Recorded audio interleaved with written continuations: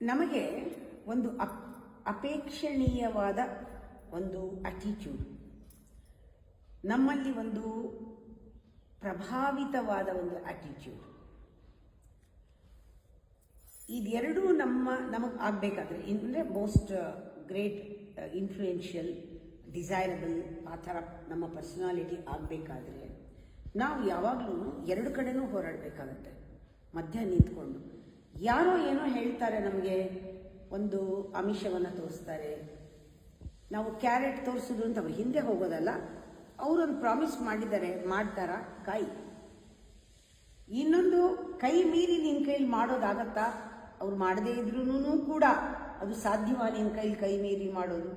ಅದಕ್ಕೂ ನೀನು ಎರಡು ಕಡೆನೂ ನಿನ್ನ ಅಟೆನ್ಷನ್ ಇರಬೇಕು. ಆಗ ನಿನ್ನಿಂದ ಒಂದು ಪ್ರಭಾವಿತವಾದ ಕೆಲಸ ಆಗುತ್ತೆ, ಪ್ರಭಾವಿತವಾದ ವ್ಯಕ್ತಿ ಆಗ್ತೀಯ ನೀನು. ಡಿಪೆಂಡೆನ್ಸ್ ಇರಲ್ಲ ಇಲ್ಲಿ, ಆದರೂ ಇಂಟರ್ ಡಿಪೆಂಡೆನ್ಸ್ ಇರುತ್ತೆ. ಅವರು ಮಾಡಿದ್ರೆ ಅವ್ರಿಗೆ ಒಳ್ಳೇದಾಗತ್ತೆ, ಇವ್ರು ಮಾಡಿದ್ರೆ ಇವ್ರಿಗೆ ಒಳ್ಳೇದಾಗುತ್ತೆ, ನಾನು ಕೈ ಮೀರಿ ಹೋದ್ರೂ ಒಳ್ಳೇದಾಗತ್ತೆ. ಈ ಥರ ಇದ್ದಾಗ ನಮಗೆ ತುಂಬ ಪರೀಕ್ಷೆಗಳಾಗತ್ತೆ. ಅದರಲ್ಲೂ ಒಂದು ಪ್ರಾಜೆಕ್ಟ್ ಅಂತ ತಗೊಂಡ್ಮೇಲೆ ಒಬ್ಬರೇ ಮಾಡೋಕ್ಕಾಗಲ್ಲ, 10 ಜನದ ಮೇಲೆ ನಾವು ಯಾವಾಗ ಅವಲಂಬಿಸ್ತೀವೋ ಅದನ್ನು ಅವಲಂಬನೆ ಮಾಡ್ಕೊಳ್ಬಾರ್ದು.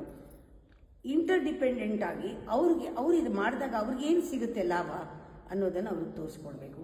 ನಾವು ಕೈ ಮೀರಿ ಹೋದಾಗಲೂ ನಮಗೇನು ಅದರಲ್ಲಿ ಲಾಭ ಸಿಗುತ್ತೆ, ಒಂದು ಬೆನಿಫಿಟ್ ಇರುತ್ತೆ. ನಾವು ಕೈ ಮೀರಿ ಹೋದಾಗ ಒಳ್ಳೆ ನಮಗೆ ಪ್ರಭಾವಿತ ವ್ಯಕ್ತಿತ್ವ ಸಿಗುತ್ತೆ, ವ್ಯಾಲ್ಯೂಬಲ್ ಆಗಿರೋದು ಏನೋ ಒಂದು ಗಿಫ್ಟ್ ಪರಮಾತ್ಮನಿಂದ ಸಿಗುತ್ತೆ ಅಷ್ಟೇ.